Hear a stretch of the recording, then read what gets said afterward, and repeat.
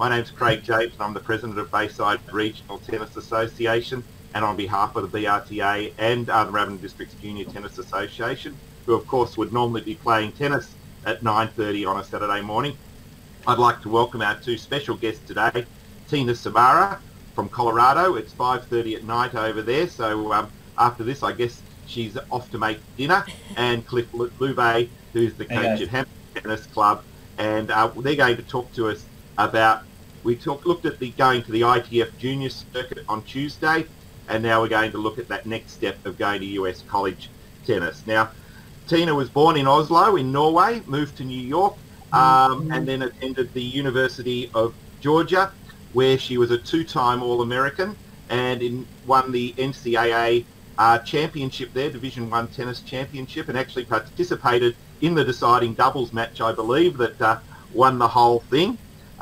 Then she went on to become head coach at the University of Louisiana, West Virginia University, University of Wisconsin-Madison, and the University of the Pacific. She also played for 4 years in 12 Federation Cup ties for Norway, but now she works with Ace Coach and is what they call a transition coach, which is helping players move to the college ranks. I'm sure Tina and Cliff can tell you far more about it than I can, so I'll hand over to them. Thank you. Thanks a lot, Craig. Yeah, guys, welcome back. I know I think Tuesday went quite well, and we've been looking forward to this. So, again, if you have any questions, just jump in at any time. You know how to do it in the chat, or just stick your hand up and we'll try and get you on there to talk. But as you heard from Craig, Tina's got a lot of experience in this, coaching college tennis for 11 years. So you're not going to get better information anywhere else. I can guarantee that. Tina, I think a lot of our kids and people listening today some of them will be quite young and have very little idea of actually just what college sport is and college tennis. I think it's pretty different in Australia compared to what it is in the States. So maybe you could just start us off there. What is it? How does it work? Yeah. Etc. Well, obviously, specifically in tennis, it's a really interesting and fun experience, because tennis prior and after is very rarely a team sport outside of playing Fed Cup or Davis Cup or team events that are few and far between. So I think what most of my friends that I've played with or that I know and college coaches that played, and what we all talk about is how much we enjoyed the team experience, because tennis rarely has that sort of feel. I think especially on the girls' side, sometimes in the beginning it can be tough because you're used to kind of being the superstar from where you came from and having all the attention, and now you're sharing the attention. But as long as you're able to get through that, I think it was really, it was a tough 4 years for me. It wasn't perfect. It didn't, it had its ups and downs, but no doubt would do it all over again. Just to have that kind of go through those tough times and have players to your left and to your right that push you and drag you along when you need to be dragged. So, I think you really learn a little bit more about how to care about a bigger picture, not just my result, but okay, even if I can stay out on the court longer, I might not win, but if I can just make the match last a little longer, it might help my teammate next door who's about to win her match. So, I highly recommend college athletics in general, but tennis in particular, because it's, again, not a team sport at really any other time, is a really unique experience. It's quite interesting you say that. I mean, I've heard, I was obviously also at college, and I absolutely loved it. I'd do it in a heartbeat again. I really enjoyed all of it. Every aspect, the college life, is playing tennis. But then you also get the other side of it. I've had a couple of kids who've gone to college and they haven't really enjoyed it. So it's interesting to hear your perspective when you say it wasn't perfect, but you would do it all over again, because I think a lot of the time that's sort of where people are looking. Yeah. They're either looking for the perfect experience or it's not for them. Yeah. Well, I think a big part of that is what I'm hoping and trying to do with my current business, which is making sure I really make the odds better for players and athletes to be going to the right school. I mean, the reality is I had two teammates that I'm still very good friends with that both either quit or left the team after winning 3 national titles, which sounds super weird. Like, why would you ever leave a team? Because obviously on paper it sounds like that would be the greatest thing in the world, but for those 2 athletes, for various different reasons, for each of them it wasn't. And I have no doubt that maybe had they made a different decision or been more informed or knew more about the school and the coaching and all that stuff, they might have made a different decision and been happier. So the reality there is winning national titles doesn't always mean you're going to have a great experience either. So it's super important to look at the bigger picture of where, all kinds of things that factor in what you want to study, what kind of coaching methods they use, what kind of teammates you have, what kind of environment you're going to be in, because all that factors into ultimately whether you're going to enjoy the experience. I think that just goes generally for tennis, people, it's not just about the winning the result. There's so much more that you get out of it, and just the enjoyment of training to try and get the best out of yourself, etc. I think a lot of the time we get too caught up in the result. 100%. Anyway, I've got a video here that we'll get started with. It's just something from the USTA, and just gives you guys a little bit more insight into college tennis and some of the current professionals that have played college tennis and their thoughts on it. So get you going. Tina, we might need to turn off our mics for this. Okay. Apparently Tuesday we had a little bit of feedback from the video. See how I turn off my mic on this. Just on the top above the slide, there's a thing that says turn off audio. Oh, here we go. Got it. There we go. All right. Okay. Can you guys see that? Tina, can you see that? No. Nope. Oh, there we go. Cliff, I might run it from here and see how we go. I think I got it there, Craig. Okay, perfect.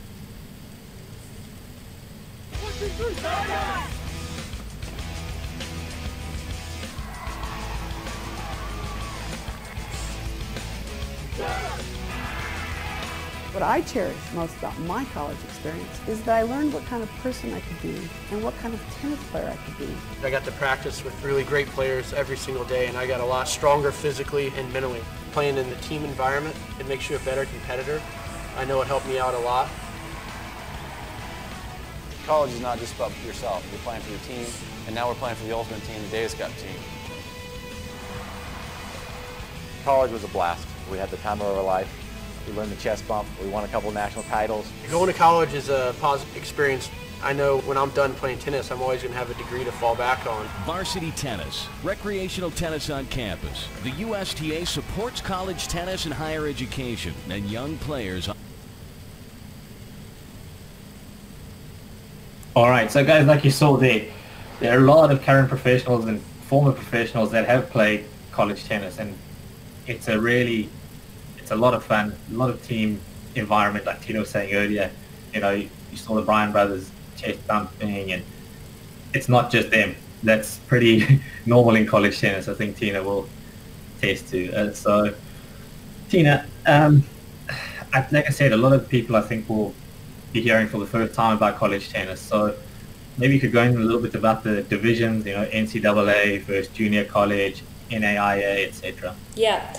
So the one I guess that most people know of is the NCAA Division I, because on paper that's sort of considered the best, the highest level of tennis collegiately, which is generally, in some ways it's true, in some ways it's not, and that's what's really important to get across, I think, to people. So first also there's Division 1, 2, and 3, and I think the problem with that is we think of 1 being better than 2 and 2 being better than 3, whereas there's a big difference beyond level that plays into that. So Division 1, if you're going to go play Division 1, all of your aid, any kind of financial aid you're going to get is going to be athletically related to your level in your sport, and obviously what the coach thinks you should get on the men's side. On the women's side, in Division I, generally most of Division I is full scholarship or nothing.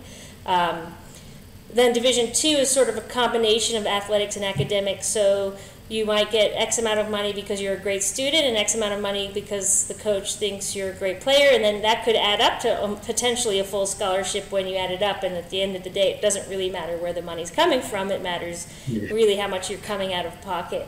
And then Division III is the flip of Division I, where all the money's academic related. So all of your money is going to be dictated by your test scores and your GPA and different sorts of things based on that part of your all of your academic stuff. Now, that being said, there's some great players at every level. There are top players in all divisions that are capable of playing at the highest level at Division I, but some people choose to go Division III because they don't want Division III. They're a little bit more relaxed in terms of the schedule and in terms of your being allowed to potentially miss a practice because you have a huge exam or something like that. Whereas on the flip side, Division I, you're going to have a lot less room to, be missing practices, or regardless of whether you have a big exam. And that's also going to vary from coach to coach. But Division I is going to be a little bit more rigid in terms of the expectation on a regular basis of your time commitment to the sport. And Division II, again, I honestly believe it's hit and miss depending on the coach. For example, one of my really good friends who happens to be Aussie, Amy Jensen, who won 3 national doubles titles at Berkeley, and she won with 2 different partners, so she's kind of good.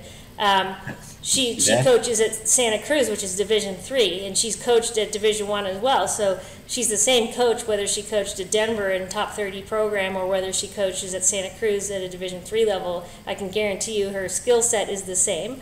So that's another good example of sometimes if you're really looking to develop, you might choose to go there instead of to a mid-major Division I or lower level Division I because you want a coach that really is going to make you better. And sometimes that might not be the coaches at the schools on paper that you think are better.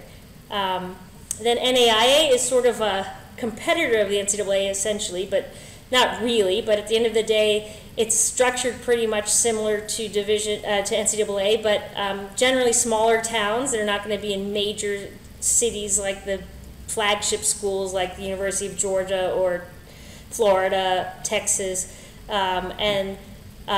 they're going to be smaller schools and smaller towns. Again, they're really, I think, hit and miss in terms of depending on what you want, but you can get a tremendous education at these schools and tremendous playing experience at these schools as well.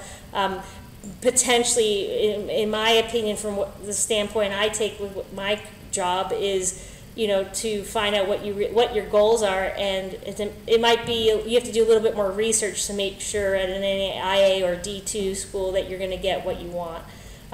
Whereas Division I, you're going to get X amount of matches against this type of level teams because their mandated schedule's a little bit more rigid in how they structure things.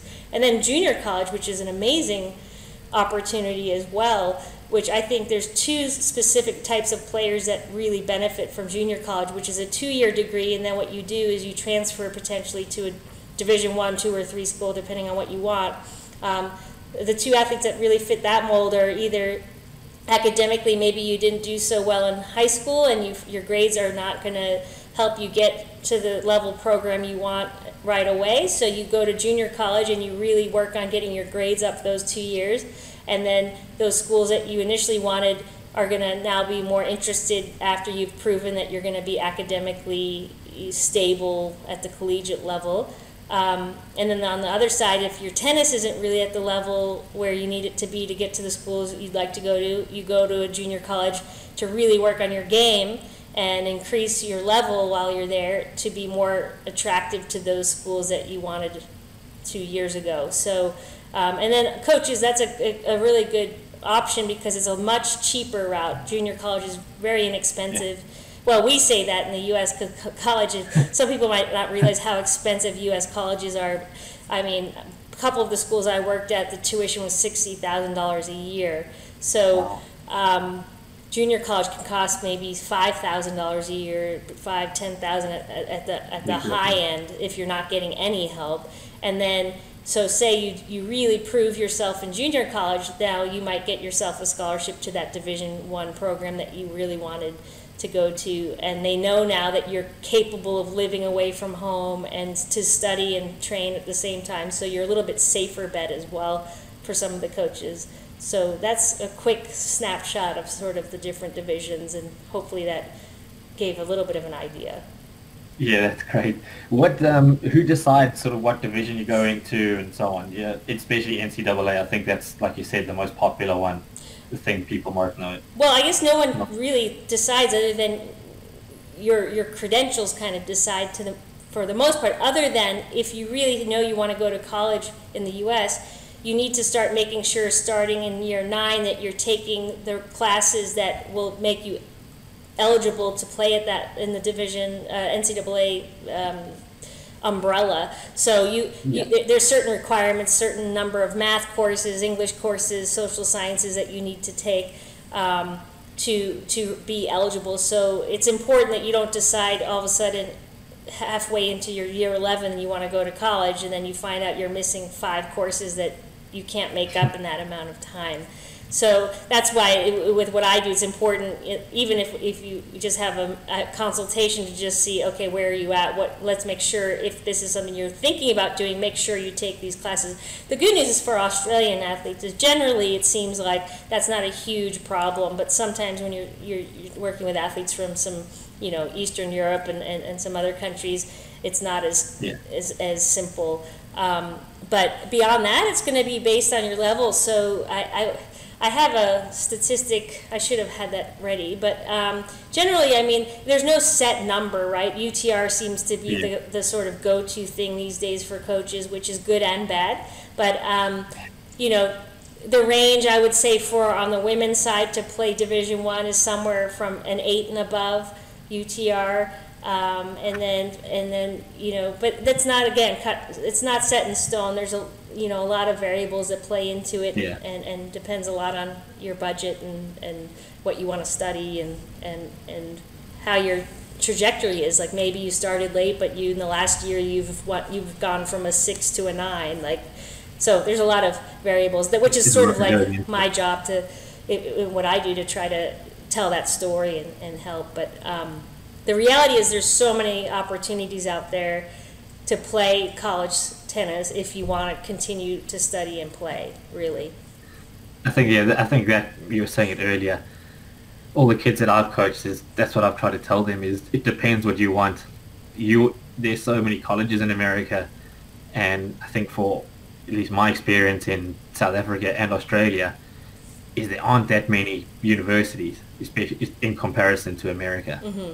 So you try and tell them, you can play, I think we played 30 matches in about 8 weeks, all against different colleges, and they're going, what? Yeah. You go, yeah, and then next year we didn't even play half those colleges that we played, just played completely different colleges. Yeah. And you're trying to go, there's so many options out there, and for you trying to find someone, a place, that you like and that suits what you want out of it is really important.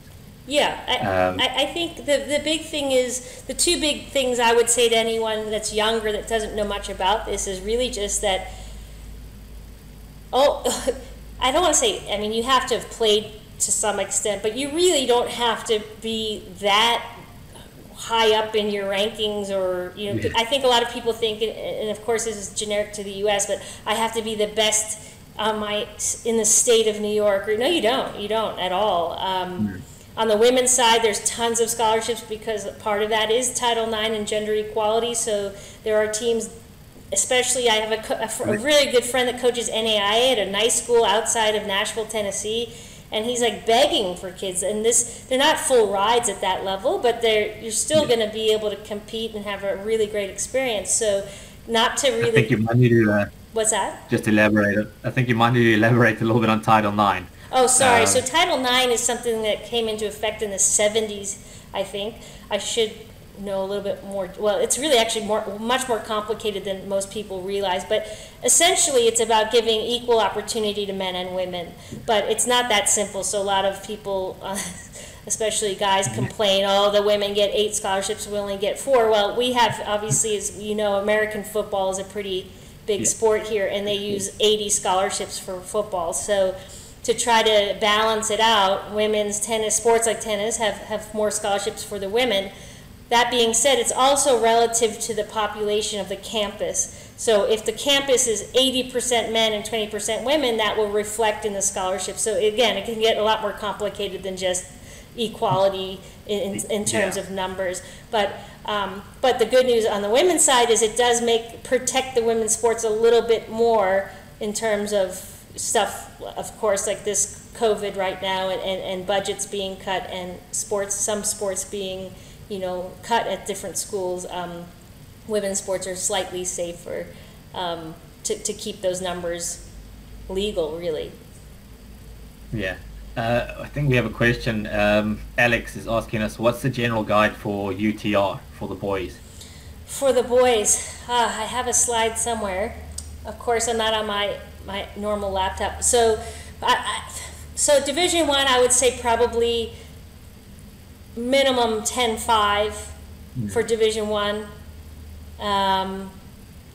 Division III, you're talking about, they're all academic scholarships. The thing there is you're going to spend more money to go to Division III no matter who you are.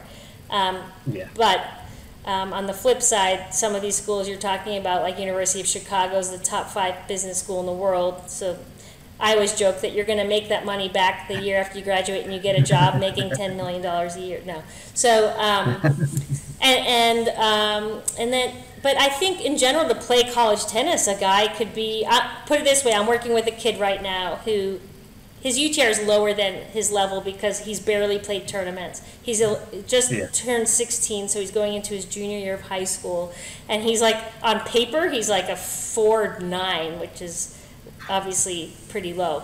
But he just played a tournament last week and was up a set in 4-0 and lost in 3 sets, which is not a reflection of my coaching, I hope, but it was a reflection, honestly, of his experience or lack of experience. But the guy was a 7-something. So I believe this kid, within the year and a half, if he commits himself, could definitely play college tennis. Probably his best bet to me would be NAIA, but maybe he could play Division II, but he does want to stay in Florida, which Division II level in Florida is higher because it's Florida and people want to live in Florida because it's on the ocean. Some of it's on the ocean, and so division all of the school, not all, but a lot of the schools in certain parts of the country, the level of tennis is higher than other parts because of the location. Yeah, I think again, a lot of people won't understand the conferences and how they work, and I guess that also goes into it, the different strengths, and each conference, some are stronger than others, and so on and so forth. The stronger conferences, and maybe could you explain just how that works for the kids? Is you win your conference, you go to a national tournament, and so on. Well, yeah, and that's not just Division I. So, and I can't say that I know exactly how it works in every division, but at the end of the day, I think the most important thing, or what you should care about if you really want to play college tennis, is where you're going to play on that team. I mean, unless you really don't care if you play. So say you just want to say you played for Stanford, but you never actually played. If that makes you happy, who am I to judge? But at the end of the day, if you want to go and actually be part of a team and compete, my opinion is you should try to go on a team where you're going to be playing around 4 on the team, normally 6 plays singles, because the 2 kids I was talking about that were my teammates, they were always fighting for that 6th spot and not playing as much as I think they could have played, we won national titles, so they could have played at some really good schools all the time, and probably, one of them transferred her senior year to Chapel Hill and was number 1 on their team, because that was before UNC was what they are now, which is one of the top programs in the nation. But she was actually part of building that program to what it is today. So I think she enjoyed that year a lot more than clawing her way to play 6 once every 3 months. So, at the end of the day, it's all relative to your level. So we have to sometimes throw our ego a little bit to the side and say, okay, I'm not going to develop very much if I'm never competing. That's generally not a good recipe for development. So it all kind of goes into that mix of what your goals are. If you want to develop, you have to be competing, not just practicing. We all know that player that practices really well, and then once the score starts mattering, things change. You think exactly? Yeah. Yeah, very much so. You mentioned earlier about year 9 selecting school subjects and so on. What, apart from the school subjects, just in general, what do you say? Okay, I have college tennis become something that's interesting to me, and I'm thinking about doing it. Where should I start?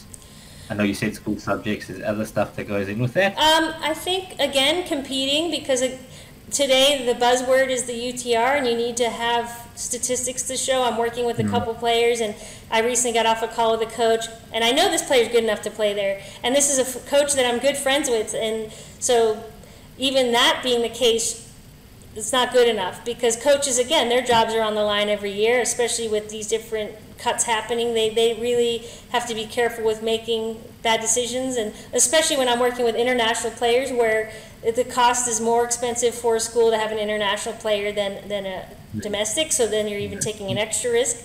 And you know, the reality is the coach, while we were on the phone, went on UTR and just said, I don't see any competitive matches against players at above a 9 UTR, and I can't, I love you and we're good friends, but I can't, you know.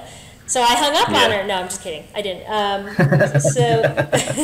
But, and I understand, because I coached for 11 years, and at the end of the day, it's very difficult if you have nothing to show. So it's really important that and again, of course, in this situation in particular, it's really difficult, as you know, with Kiana too, like, so I wasn't talking about Kiana, just, don't worry, Kiana, this wasn't you, is, you know, that you're in lockdown, or we had lockdown all over the world for a few months, and then in Australia you had bushfires, and you know, and there's nothing you can do about it, and that's just, we just have to work around stuff like that. But obviously at year 9 you have opportunities in 4 years, hopefully, to get those numbers and those matches in, and I really think the good coaches, they don't need you to have crazy wins, and to, you know, they just need to see potential. They need to see, okay, you're only at the Division I women's level, you're only a 9, but you had a really 7-6, 7-6 loss to a 10-5, or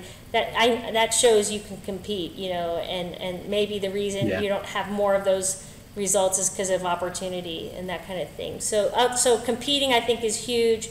And then for U.S. college, obviously the SAT is something you can't, well, maybe this year you don't have to take because they're waiving it, but generally that becomes pretty important in terms of... How early could you start taking the SAT? I'm sorry, guys, just quickly, for those of you who don't know what the SAT is, it's basically a university entrance exam, standardized entrance exam to college in America. Yeah, and it's not for everyone. It's just math and English, and some people, we all know, don't test well. But the good news with the SAT and entrance is, if you have a super high grade point average and you don't do great on the SAT, it's a sliding scale. So the higher your GPA, the less high your SAT has to be, and vice versa. So if you really do well on the SAT and your grades are okay, that's going to help overall. The good thing with the SAT is you can take it as many times as you want, and there's no penalty for it. All they care about is taking your best score. If you take the SAT 5 times, they're going to take your best math score out of those 5 times and your best English score out of those 5 times and combine them, and that's your SAT score. So I would really suggest for kids serious about looking at this pathway, take practice. You can go online, I guarantee you can Google SAT practice exams, because part of the hard part of the SAT is just getting used to how you take it, and understanding that I think this is still true. It was definitely true when I took it a few years ago, that you're supposed to answer every question, even if you run out of time. Just put anything, because it's better than leaving it blank. So there's all these kinds of things that if you know, rather than spending 10 minutes on one question, you're actually better off, you know, just getting answers in. So don't hold me to it, but that was what it was like, and I'm pretty sure it's still similar. So there's all kinds of little, if you study a little bit and read about it, there's little tricks you'll learn that will improve your scores just by knowing them, you know. There's a lot of information out there about it. Yeah. That's for sure. Yeah. Yeah. So competing, school subjects, doing the SAT. In terms of competing, at any specific tournaments, are sort of ITFs a better way to go for internationals, or what do you think? With UTR, is that changing? I think, I mean, of course, coaches, if you can show them your top 200 ITF, that's gonna mean something. I think it really just depends where you live and what access you have to what and your financial situation. But the good news is everything seems to be going mostly into UTR system. So whatever you're playing, I mean, of course, you need to be playing ideally events that have kids that are on paper better than you, so that you can potentially compete against players that are supposedly better than you and show that you're as good or better than them. So it's all relative, I think. Yeah, fair enough. Yeah. In terms of seasons, because obviously we know, having played, you have your fall season and your spring season. Could you just go into some of the differences there? Yeah, so I think, traditionally in the U.S., of course, we finish high school in June or May, and then we start school and college in August, September. Obviously, for Aussies, one of the attractive things for athletes from Australia is that you're finishing school in November, December, so you could potentially start right away in January. It's not appealing to the parents. Usually, well, it depends. Some parents are very ready to get their kid out of the house. They're like, yes. But, it's a pretty quick turnaround. But what happens is sometimes the opportunities you'll get in January might be better opportunities than you might get in that following fall, because something went wrong, like the kid got hurt or tore their ACL. So now the coach is last minute kind of looking for a replacement, where if they had more time, maybe you wouldn't be on their list, but now that you're one of 2-3 people that are available to potentially even start in January, all of a sudden that puts you up ahead. So my opinion there is, if you get the school that you really like, find your way to get there in January. But the difference is, in the fall, it's all individual. In Division I, it's all individual competition. I think it's also the same in Division II.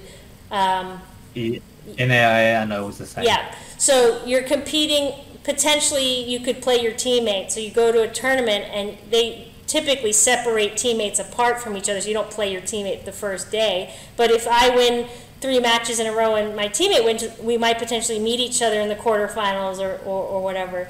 And in the spring, you're only competing as a team, so you would only play someone from an opposing team. You would never play someone on your own team. But the fall, I think, is super important, that some people don't put enough importance on, because in the fall, so say I'm playing number 4 for Georgia, and in the spring I'm only going to play every 4 player from every school. So I'm not going to play Stanford's number 1 if I'm playing 4. But in the fall, I could potentially play Stanford's number 1 because the draw is open. So I could have opportunity to beat players in the fall that I won't have opportunity to play in the spring, which is all about where I can get my ranking. So I think there's a lot of opportunity to build your ranking in the fall. So it's more like traditional tournaments, the fall. Yep. And you play a ton of matches. Like, you'll go to a tournament and you'll lose like 5 times and keep playing. Like, because coaches just want to see the kids competing, because they really are trying to figure out their lineup for the spring. So a lot of coaches just, I mean, they'll throw you out there all day. Do in fall especially, a lot of coaches, I believe, take kids to futures and tour around the country. Is that? Yeah, that's a more new thing, but and that's really relative to level of the team and the program. Yeah. I mean, the best program I coached in terms of level was Wisconsin, and I had 1, maybe 2 players that could play at that level, but we never did it, because really, if you go to a pro tournament and you lose first round, you get 1 match. If you go to a fall tournament and we go to Berkeley and we play in the fall tournament, they get 5 matches. So for development, I mean, but in today's world, if I'm recruiting, if I were a college coach at a pretty top program, that's certainly something I would offer a top recruit, because a lot of these recruits that have their goal is to play after college, it's super nice to go on to tour with a couple points under your belt rather than starting, as we know, right? So, and of course, that's a huge recruiting kind of appeal.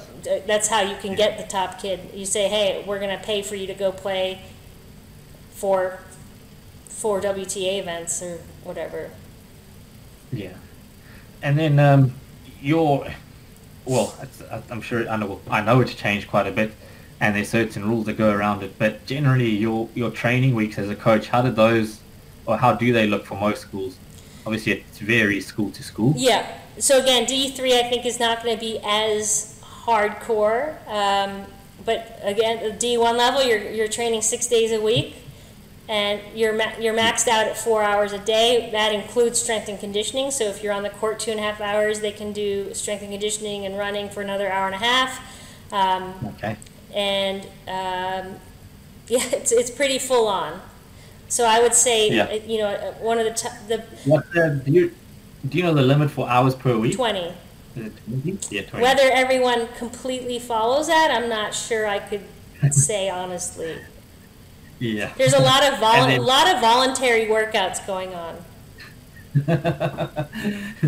Is there in terms of sort of, so you mentioned strength and conditioning.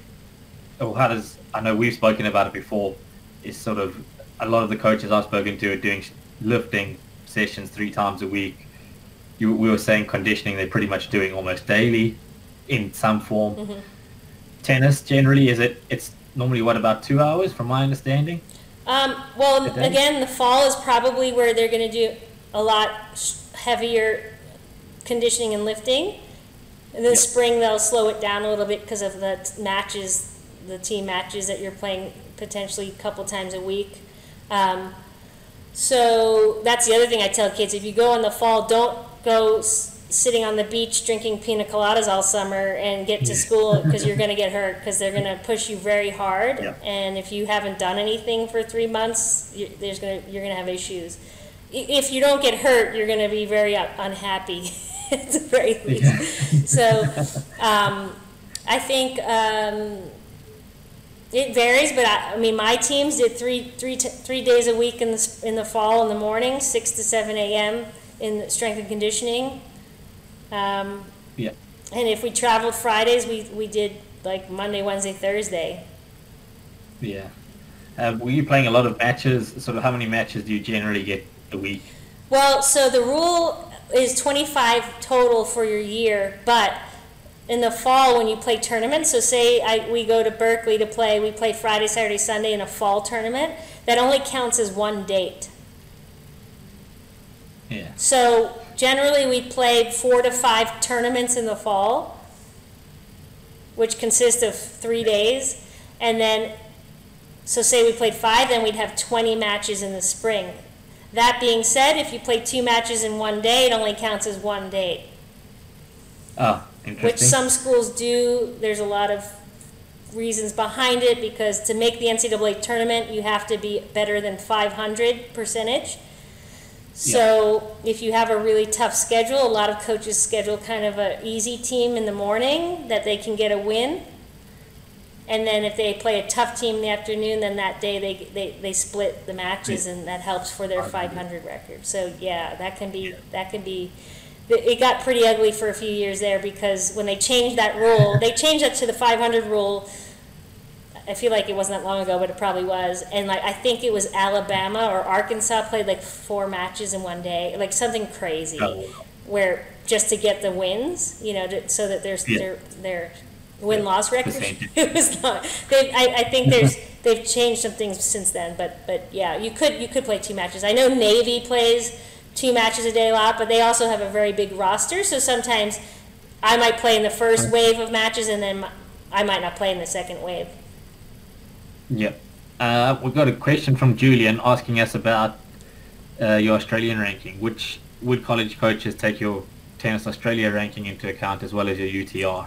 They will, but unfortunately it's just not enough coaches know enough about the level, because so then, you know, there's rankings in every country, and obviously Australia's a bigger country, and it would be more likely they'd know a little bit. But I think if they're going to pick one, they're going to pick UTR.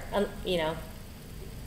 Yeah, I think that's been my experience so far. Is even and I know we've spoken about it, Tina, but generally the UTR is good, but it does tend to vary slightly from region to region.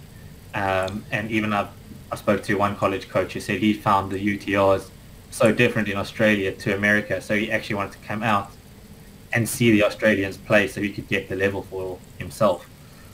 So like you're saying, I think they do take it into account. Yeah. And it's not going to, if you've got a good Tennis Australia ranking, but at the moment UTR seems to be king.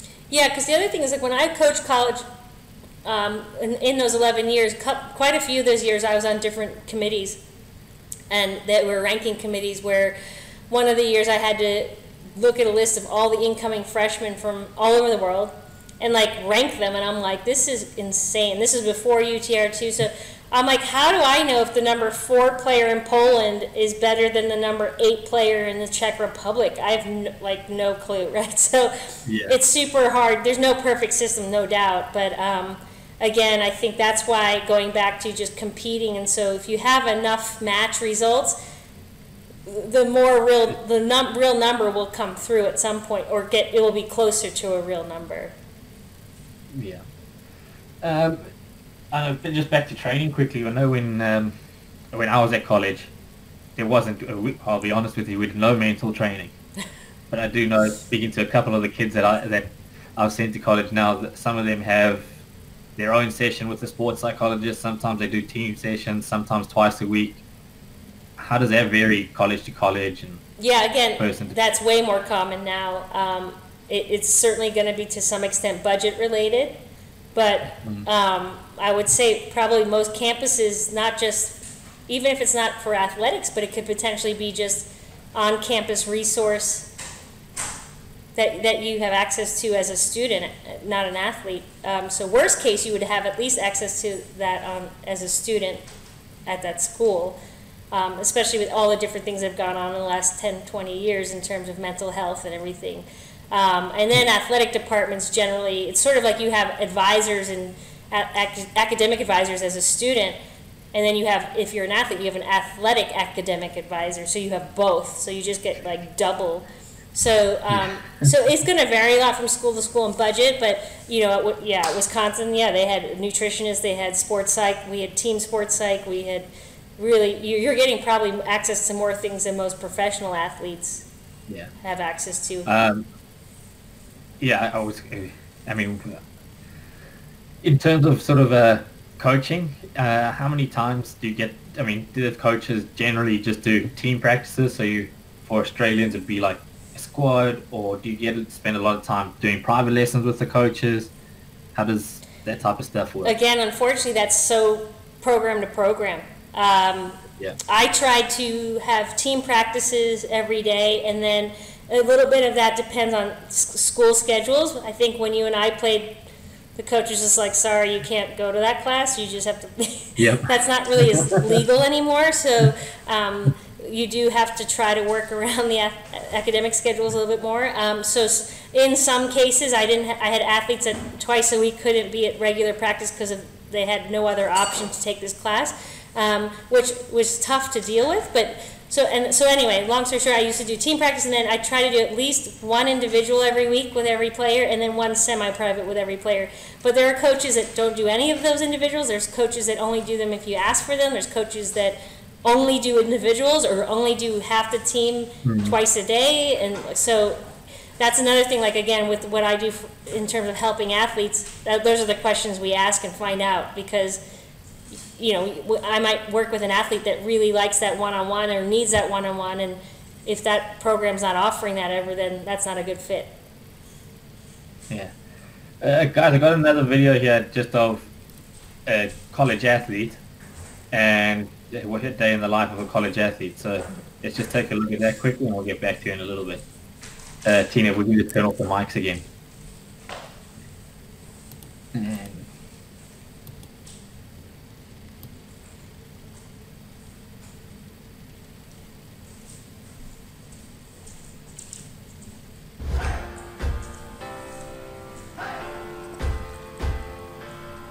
Hey guys, it's Justin Levine on the Gopher men's tennis team. Just like to welcome you to a day in my life. First we have lifting at the Ritter Arena, and then I have some class, and then after that some practice. I'm a sophomore, however I like to eat breakfast here before I go lift with the team. Our freshman over here, Steffi, he'll be lifting with us today as well.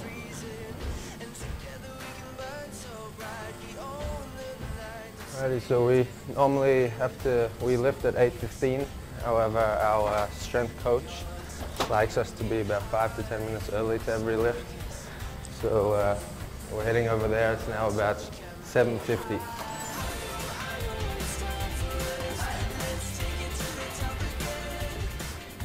Baseline Tennis Center, shared with the women's hockey team with Ritter, and it's pretty much where I spend most of my day.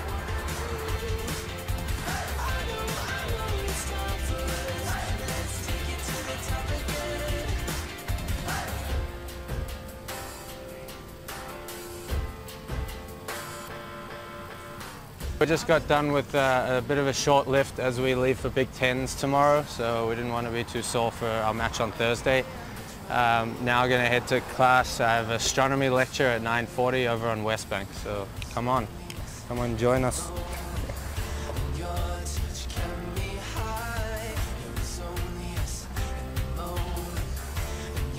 Hey guys, so back at baseline.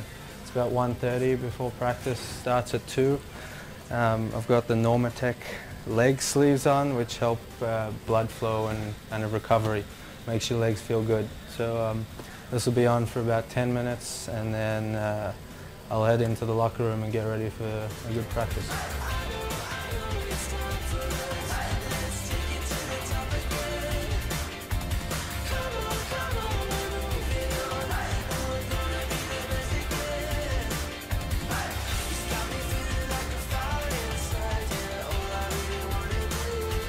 Hey guys, just finished a great practice. We're all ready to go with a Big Ten. We leave for Indiana tomorrow morning at 7:30. Right now I'm going to go get changed and probably get some homework done and get ready to leave in the morning. I hope you really enjoyed a day in my life, and I'll see you guys later.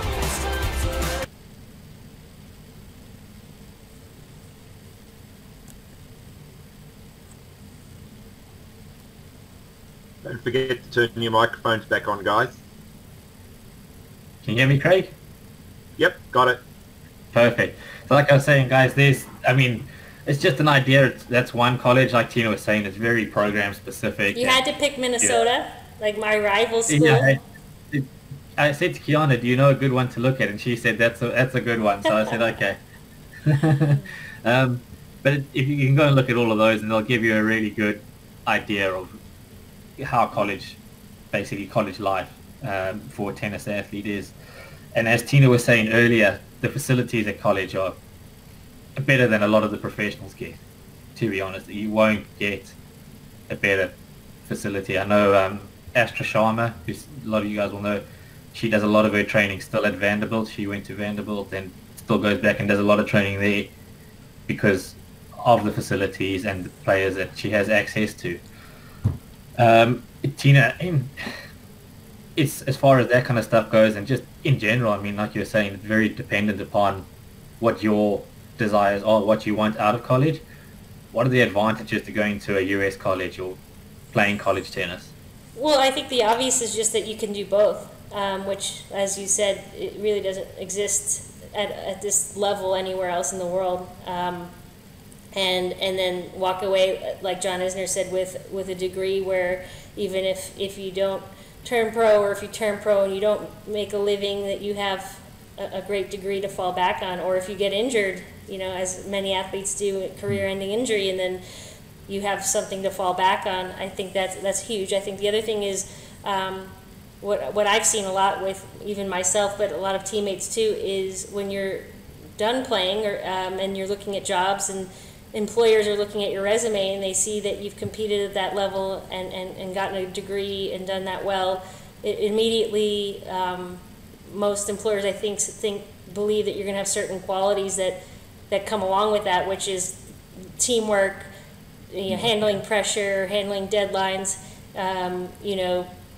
being able to, handle adversity, time management. There's so many different things that you learn as a student athlete that directly translate to really anything you do afterwards. It doesn't have to be athletics. It's just certain qualities that come along with competing and studying at that level and being successful Yeah, I think also, like you were saying earlier, there's just so much more to it than the actual tennis and the results, the friendships. Just traveling, I saw. I've been to West Coast of America, East Coast, Central America, South Coast, and northern parts of the states. So I traveled the whole country playing through tennis, and it was great. I got to see a lot of it.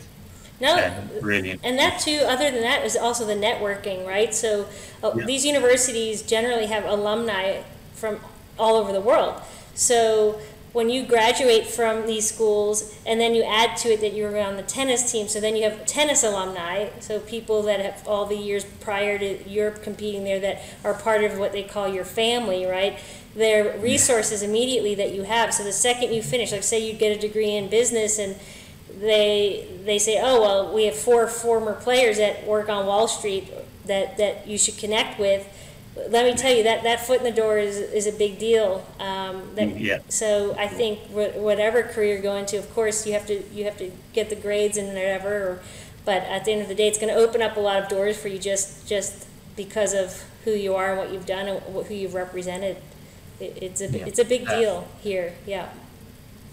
Definitely. We've got a couple of questions from Luca. Luca wants to know the application process, and then once you're in college, are there performance targets you have to meet to remain in the program?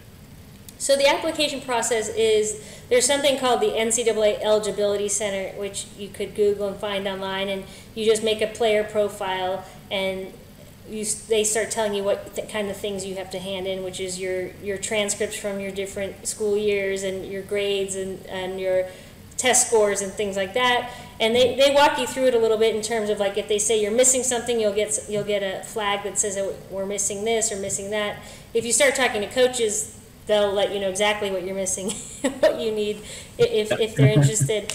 But and then at school, for sure, yeah, you can't just go and stop studying, or you're going to be held accountable more so, again, than back in my day and I think your day, in terms of especially the academic performance side of things. So every school's going to be a little bit different, but to even be eligible in NCAA, I think you have to, now at this point, it's a 2.6 GPA to be eligible in the NCAA system coming out of high school. But that's bare. I mean, hopefully, I'm sure most of everyone listening is doing a little bit better than that. But and then once you're there, the expectations are going to be, they vary from school to school, but the reality is the coaches are now held accountable, which is good, because before, when they weren't held accountable, they just didn't care how, I shouldn't say they, some coaches, not all, not the majority, but we're just all about competing, and all right, well, as long as you don't fail out of school, we don't care. So now they're held accountable. So even if they did have that mindset, that they don't have a choice, they have to change that, because if you have athletes not passing school, then you lose scholarships, which is not good for anyone, because that has a bigger impact than just your team. So I will say that tennis is one of the sports on most campuses that has some of the best student athletes. Yeah, my experience, same thing. Yeah. Guys, I put the link up just in the chat to the Eligibility Center if you just want to have a look at that at some time. It is there.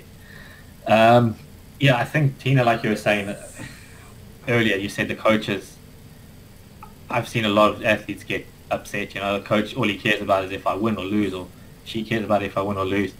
I think what a lot of kids need to remember is it's also their job. They're competitive people too. They want to win. Yeah. So it's something I just think as tennis players, you do need to learn to handle. Yeah, I just think it can be done in a way that's fair, because 11 years college coaching, not every player I coach thinks I'm great or a nice person, but I felt like I was always very fair. It was like I played at a program where you expected to win, and if you didn't win, that could potentially mean that you're not going to be on the team, which was pretty hardcore. But my expectation was always just show up. And again, we all have bad days. This isn't like you have to show up every day and be a great person, but generally show up, have a good attitude, work hard. And if you never win, it's my job to figure out why. And as long as you're doing what we're asking you to do, then two of my favorite athletes I coached both probably had some of the worst records in college tennis in terms of wins and losses, but they were great kids, great attitudes, and different stories for both of them. And I didn't technically either recruit either of them, weird situations, but my point is, especially if I recruit the player, if I made a mistake and recruited a player that isn't as good as I expected, that's on me. That's not on her or him, right? Then it's my job to find a way to make them better and kind of make up for that error, or so to speak. As long as they put in the work, then that's all you can ask. So I think as long as coaches, but if you don't, I think that's where it gets really ugly and difficult, because, like you said, the coaches' jobs are on the line as well. And if I recruit a kid, which I've done, that I thought was going to be this great kid and hard worker that isn't, then I have a boss asking me, why'd you recruit him? Yeah, for sure. So it's a tough one. All right, guys. At this stage, if you guys have any questions, I know we have to end it up pretty soon. So if you guys have any questions, I see that Julian's asking about if they only take UTRs into account, is there any point in having an Australian ranking? I think the answer to that, Julian, is the Tennis Australia tournaments that you play do count towards your UTR. It's not just UTR tournaments. I think Tino was saying earlier, pretty much any tournament you play does go towards your UTR these days. So yes, is the short answer to it. And then we've got Sam asking how possible is transferring and what are the reasons you're allowed to transfer? So, of course, the goal is for that not to happen, but it happens, and sometimes it happens out of no one's fault. It could be that you go to a school and it's not a good fit, and it's not because you're doing anything wrong or the coach, there was a mistake in terms of vetting it better, and so most of the time, in that case, it's the coach is going to be okay with it. And in general, honestly, as a student athlete, you have more of the power. So very, very, very rare in tennis that there would be any kind of saying, no, you can't. I mean, in sports like football, basketball, they will sometimes say, well, you can transfer, but these are the schools you can't transfer to because they're rivals. And they could potentially mean you're now going to lose to those teams. But in tennis, it's not so much, very rare that would happen. You could transfer maybe because you go and either you're way too good for the program in terms of level, or you're the opposite. You're really not competing and you're not getting the practice or matches, and you feel like you want to go somewhere where you do. So obviously, if you're on the side where you're the best player, the coach is going to be more unhappy that you're leaving because obviously you're very good. But I'd like to believe that coaches would respect that if it's really clear and understand that, it's not working out if you're not getting good practice because you're just that much better. You could transfer because you decide you want to study forensics and the school doesn't offer that, which, most schools in the U.S. offer pretty much everything, but if you get more specific, there's a potential that maybe you didn't know when you were going to college that you would fall in love with some crazy major that's not offered at a lot of places. So, but even that being said, because I know the system in Australia is different, in Europe too, they have physios, not physical therapists. It's a little bit different. There's usually a pathway you could take. Like, so say your school doesn't offer nursing. In the U.S., generally there's a pathway you could still take at a school that doesn't have nursing that would still give you what you need to go into nursing once you finish. We've got Luca asking us, as a guide, do you have to be best in your age group in Australia to consider college? No, not even close. Yep. Exactly. Luca, as Tina was saying, there's just so many options in America, and you need to decide what you're looking for in a college, and because there's so many options, there's a good chance you're going to be able to find that fit for you. And that's one thing I'll say, just if anyone that after this can get my information, from Cliff, and I'm more than happy to get on a call, obviously free, just to talk through where you're at and kind of, in my opinion, sort of whether it makes sense or not. But I would say more often than not, it can make sense if you're committed to it, and if you're not in your if you're graduating in December and you haven't played any tournaments, probably not the pathway for you. But I think I'm more than happy to help out if you're not sure. Guys, I put Tina's link up to her website. You can get in touch with her. And I'm also going to just play one more video, and then we better... It's just Kevin Anderson talking about his experience at college. So we'll play this, and then we'll just finish off.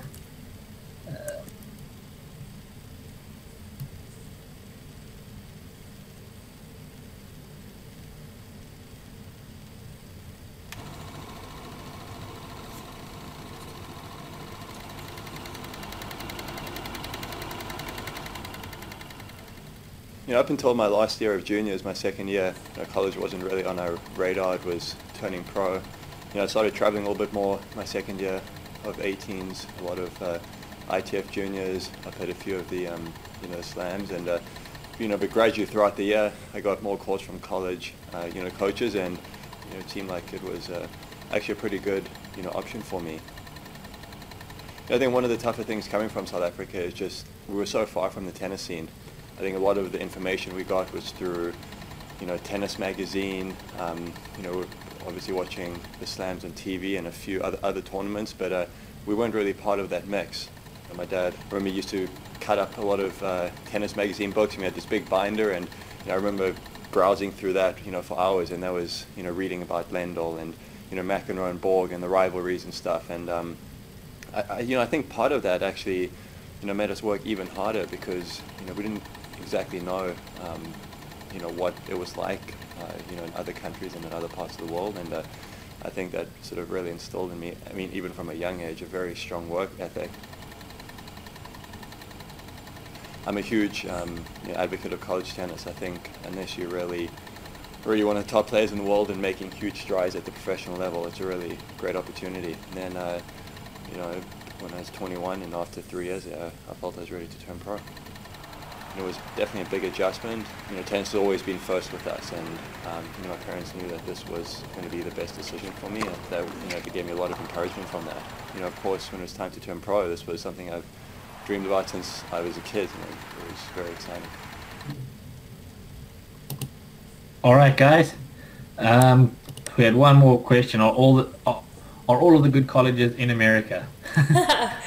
Well, I don't know. I don't, definitely not. I think Oxford's pretty good. Last time I checked, there's a couple other good schools.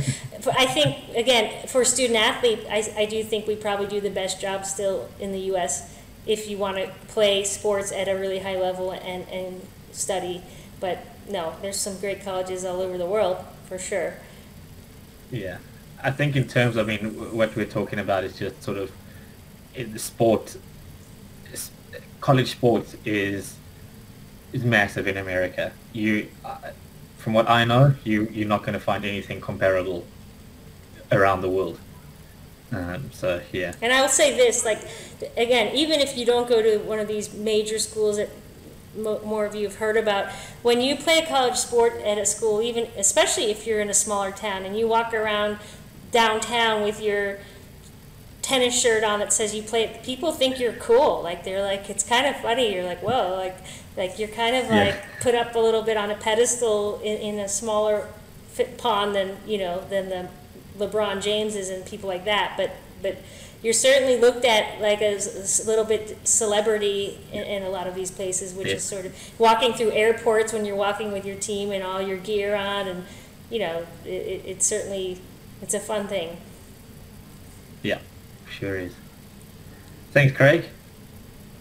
Yep. Well, thank you so much, Cliff and Tina, for your time today. That was so informative. I think it was very motivational for a lot of our athletes. Luca, thank you for the questions. I think you're only 10 at this stage, so you've got a lot of planning ahead of you. So you're well on the road. Maybe 11. Perhaps I'm selling you short. But we had a lot of younger people here, and a couple in year 9. I noticed Olivia was there. We loved seeing your house in Halifax, Olivia, too. That was great on the television. So, anyway, thank you so much, Tina. Thank you, Cliff. Yeah, thank you. You can contact Tina through the website, which is acecoach.com.au. Cliff has shared the link there, so just acecoach.com.au. and she'll be happy to answer your questions. Thanks so much, guys, and we'll see you tomorrow at 9:30 for Fitness with George. Come with your chair and your yoga mat and your TheraBands. Bye. See you.